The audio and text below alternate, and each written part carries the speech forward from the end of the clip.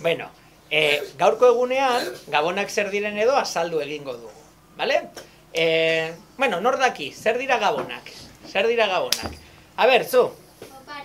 Opariak, nola izango dira bakarrik oparia gabonak. Gabonetan opariak ematen dira, baina gabonak oraindik beste zertxo bait ere badira, bai? Mari Domingi, baina nor da Mari Domingi? Jende askok ez du ezagutzen nor den Mari Domingi, bai? Afari goxo. Afari goxo, atatzeko sekulako tripontzioa, bai? Baina ez dira bakarrik afariak egiten dira eta familia elkartu egiten gara, baina gabonak badaukate, zergatik ospatzen dira gabonak, bai? Olentzero eta erregeak etortzen dira eta oparitxoak usten dizkigute, baina gabonak ere ez dira bakarrik oparitxoak, bai? Nor daki ondo, a ber, zu? Papa Noel, baino, zehaztakeri esan didazun, bai? Bueno, gabonak, bai, jetxezkoa, bale? Gabonak izaten dira, bai, duela urte asko jaiozelako pertsona bat, ditzen zena Jesus, bai? Orduan, kontatuko dizuet ipuintxo bat, denok ulertzeko zer dien gabonak, eta ulertzeko ez direla bakarrik opariak, tripontzio ateratzea, eta horrelako gauzak, bale? Bueno, duela urte asko, Jesus haurtxoa jaio egintzen, eta... Jesus haurtxoa jaio zela, berehala iritsi zen inguruko artzainengana. Artzainak, jende xumea zen, eta ikasia zuten adi egoten. Adi ardientzat soro bila. Adi hartaldea arriskuetatik urruntzeko. Adi arkumetxoak indartu zitezen, eta adi ere bihotzeko intuizoetara. Horrela, lehenak izan ziren jakinaren gainean egoten, eta hainpozi jarri ziren Jesus hartxoaren gana joateko plana egin zutela. Biharamunean bertan irtengo ziren egun sentiarekin batera. Hartalde eta guzti. Haurtxoarentzat, zein opari eraman behar zioten, adosten hasi ziren. Nik erratza eramango dut, Jesus haurtxoa bizitatzeko gure bihotza garbi-garbi izan behar dugulako. Guk janari eramango diogu, gure ingurukoak zoriontasunean elikatu behar bai ditugu. Aizu, aurra estazielako izango, ezta? Ez. Nik jolasak eramango dizkiot.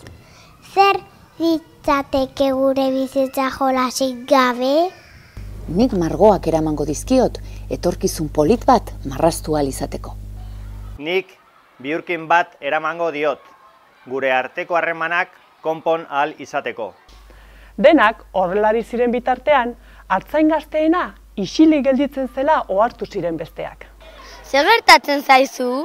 Ez duzu haurtxoari ezer opariteko ilusiorik? Galdetu zioten besteek.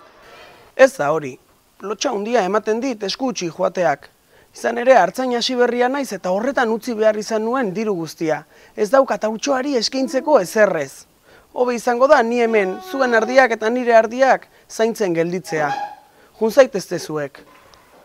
Baina, nola geldituko zara hemen? Haurtxoa ezagutu behar dugu. Zuk ere bai, goazen denok elkarrekin eta moldatuko gara. Konbentzitu egin zuten artzain gaztea eta bera ere martxan jarri zen egun berria argitzean. Gauen ezin izan zuen lorik egin haurtxoarentzat ipuinen bat ala kantaren bat asmatu nahian. Buelta eta buelta aritu zen bere bordako ohean. Baina guztiak eskasak iruditzen zitzaion harako umetxo bereziarentzat eta esku hutsik abiatu zen. Esku hutsik bai, baina ilusio saltoka. Ordu luze zibili ziren artzainak, gutxi hitzeginez isil-isilik beti bideko seinalei adi. Gogoratu artzainak adi egoten zekitela. Eta bidean zehar ere horixe egin zuten, adi joan, Jesus haurtxoaren seinaleen bila. Iluna barrenean topatu zituzten, leku xume eta isil batean, ia eskutuan. Haurtxoa lotan zegoen Mariaren besoetan. Artzainak unkituta eta urduri zeuden. Haien bihotzek indartzu jotzen zuten, gaztearenak bereziki. Baina azkena jarri zen besteen eskutuan. Esku hutsik, emozioarekin inorez baizen berekin gogoratu, eta ez baizuen azkenean oparirik haurtxoarentzat. Maria, artzainak opariak zekartzatela ikusirik, haiek jasozera altxa zen. Umea besoetan mantenduz. Nola hartuko ditut opariak?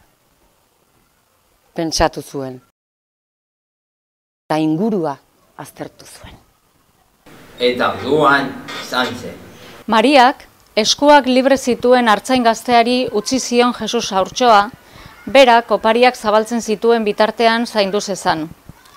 Eta aurrari begira jarri orduko, asmatu zuen artzainak abesti polit eta egoki bat. Eta hau alabazan edo ez bazan, sar dadila kalabazan. Eta atera dadila, Lasaileko patioan.